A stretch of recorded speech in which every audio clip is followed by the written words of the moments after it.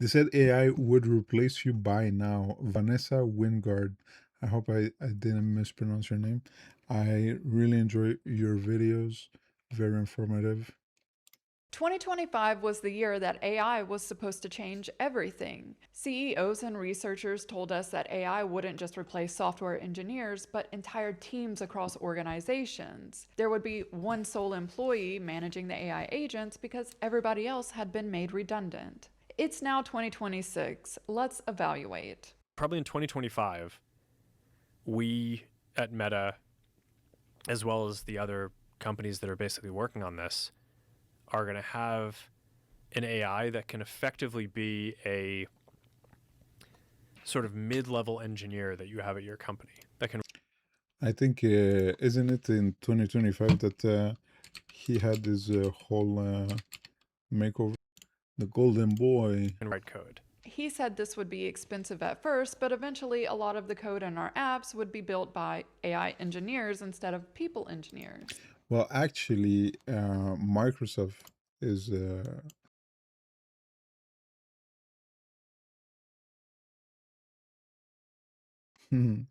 Microsoft says up to 30% of the company's code has been written by AI.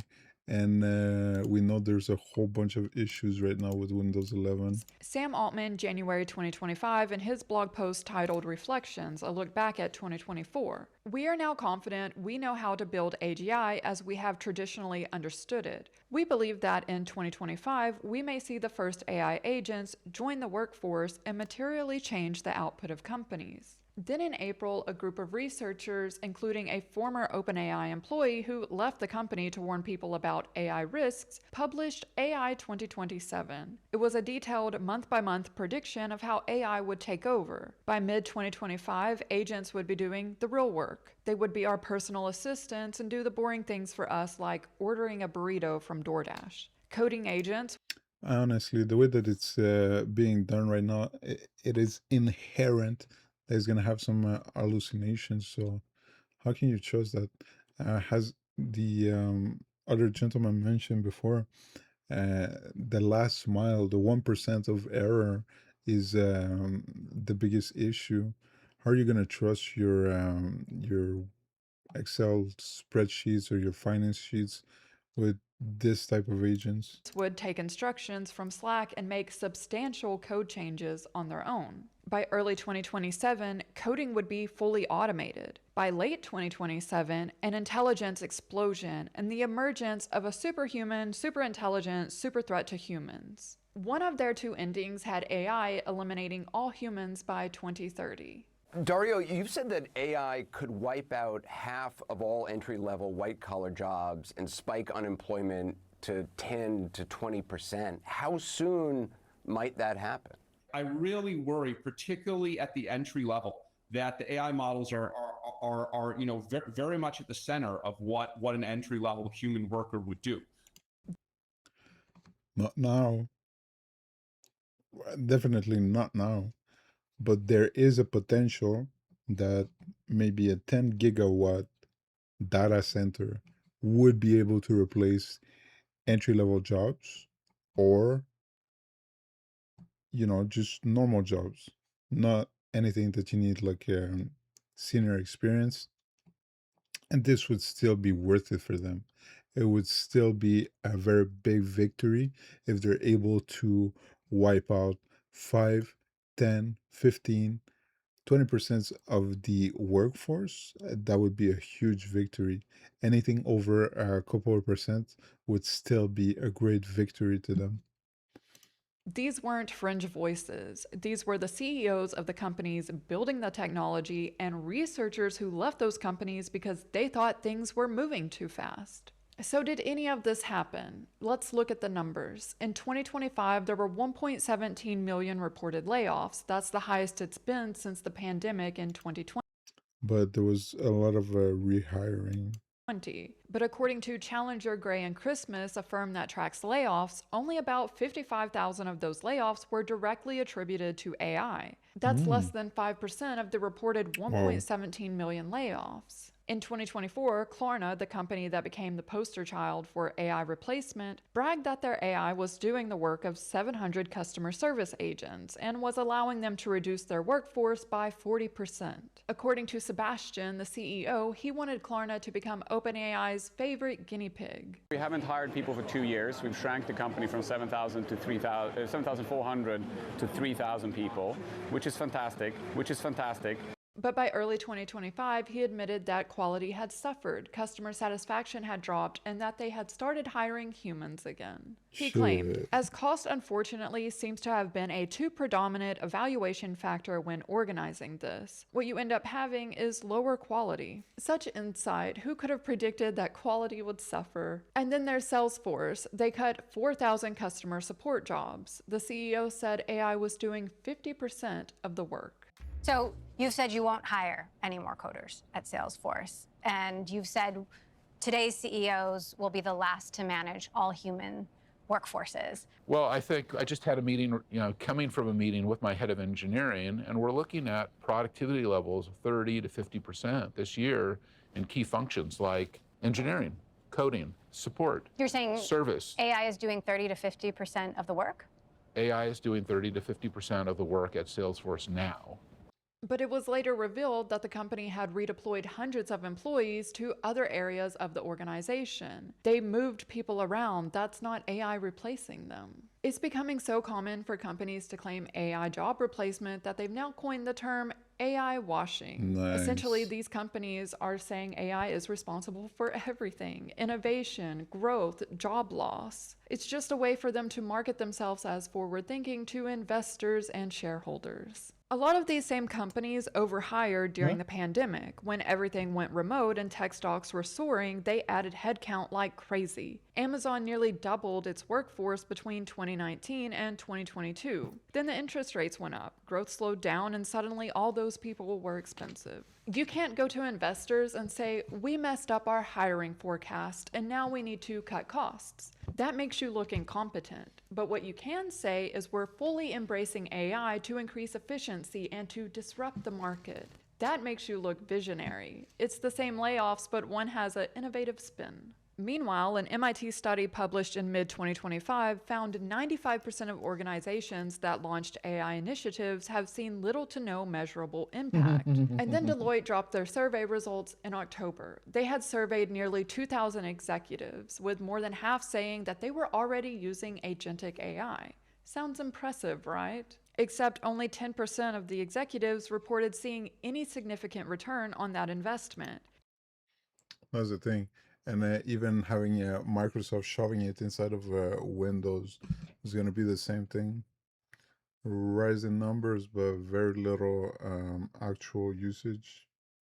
It reads, despite these hurdles, executives remain convinced of AI's long-term potential. One executive said, if we do not do it, someone else will, and we will be behind. It's a feedback loop of FOMO. These executives are hyping AI to each other. They're pouring in even more money, but they're seeing little to no returns. But then they hype it even harder to justify their spending. It's like their entire strategy is a rigged flowchart. Is AI working? Yes. Invest more. If no, more AI, but invest even more this time. The question doesn't matter when the answer is always more AI. But if AI isn't replacing everyone, then why are so many people struggling to land a job? It's the promise of AI. It gave companies permission to do 3 things. First is hiring freezes. They believe that they can reduce their hiring because the employees they have now are more efficient with AI. Shopify's CEO sent an internal memo telling teams they had to demonstrate why they cannot get what they want done using AI before requesting their team hire new people.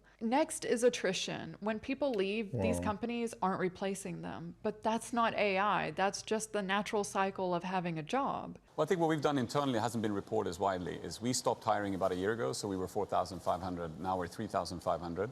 We have a natural attrition as every tech company. So people stay about 5 years, so 20% leave every year. And by not hiring, we're simply shrinking, right? I love this sequel. DataGrip allows you to write SQL you'll love. Enjoy powerful code completion, AI, support for more than 50 databases. DataGrip. Feel the difference with one tool for many databases. Now, free for non-commercial use. Nice. Drop table. Then there's the offshoring and the H-1B visas. Forrester Research predicts that half of all AI-attributed layoffs will be quietly rehired, but offshore or at significantly lower salaries. Companies lay off workers, blame AI, and then hire cheaper labor overseas and hope no one notices. But we can see their job postings. Every company that laid off in 2025 is still hiring both in the US and abroad. The New York Fed surveyed businesses in August 2025. Only 1% of service firms actually laid off workers because of AI. But 12% said they hired fewer workers because of AI, and a quarter of firms planning to adopt AI said they expected to reduce hiring in the future. AI isn't pushing people out, it's preventing people from getting in. This becomes very clear when we look at new graduates. Entry-level positions are being destroyed. The New York Fed found that recent college graduates ages 22 to 27 are experiencing unemployment rates of 5.8% as of August 2025. But the underemployment rate for recent graduates is 41.8%. So while they are employed, they're working in a job that doesn't typically require a college degree. They're taking any job just to pay the bills. Entry-level positions are being displaced by AI. Juniors are the foundation of the workforce. They allow everyone else to be promoted.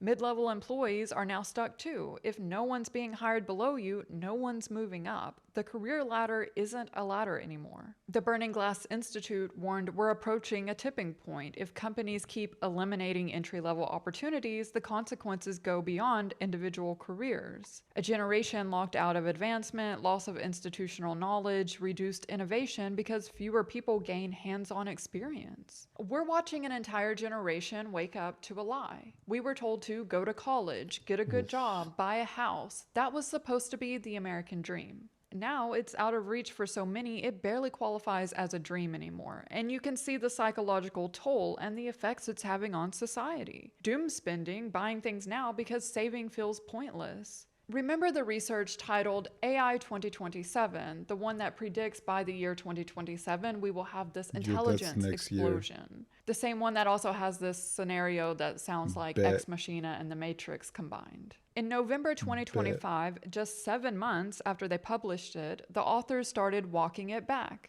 Daniel, one of the main authors, said, "Things seem to be going somewhat slower than the AI 2027 scenario. Our timelines were longer than 2027 when we published, and now they are a bit longer still." The researchers are now saying they always knew the timeline was further out than 2027.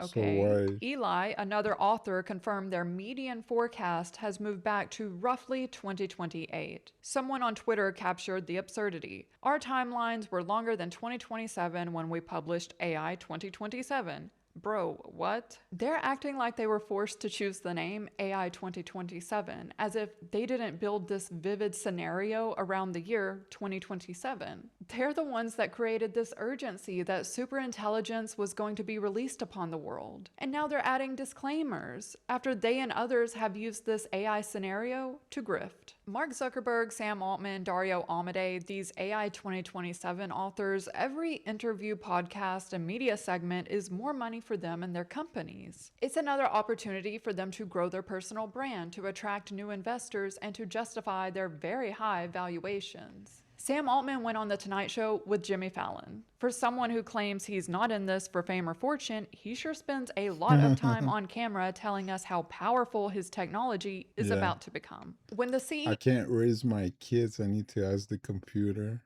of an AI Ask your company says mom. AI will replace half of all jobs, puppy. that's not a warning, that's a sales pitch. It always starts the same. The threat is AI will replace jobs. The solution is also all the same. Use AI to stay relevant in the job market. They create fear and then they conveniently sell us on their solution, AI, to solve the problem. I think for ordinary citizens, I think it's very important, learn to use AI, learn to understand where the technology is going.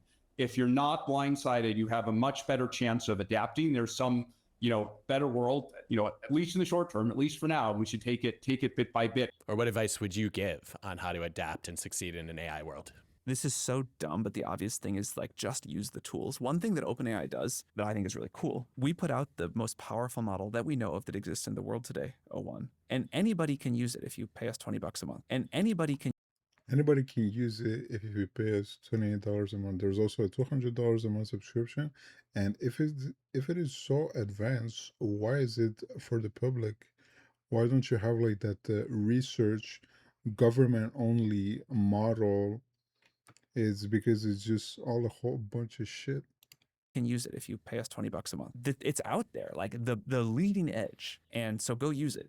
But with that said, no one truly knows how this is going to play out, not the CEOs, the researchers, or myself. But there are a Because few it's a things bunch that of are shit. certain. These corporations are spending billions to employ some of the smartest people in the world to research and build AI. Companies are making decisions today based on what they think AI will do tomorrow. They've proven that if or when AI is good enough to actually replace workers, they will. They're gonna In jump on it. 2025, they told us AI would replace workers. Instead, it replaced accountability. It's the perfect excuse for hiring freezes, layoffs, and shipping jobs overseas. What if AI gets so smart that the President of the United States cannot do better than following ChatGPT 7's recommendation? That's called idiocracy. And it's not supposed to be a documentary. But can't really understand it either. What if I cannot make any better decision about how to run OpenAI and I just say, you know what, I fully hand it over. ChatGPT 7, you are in charge.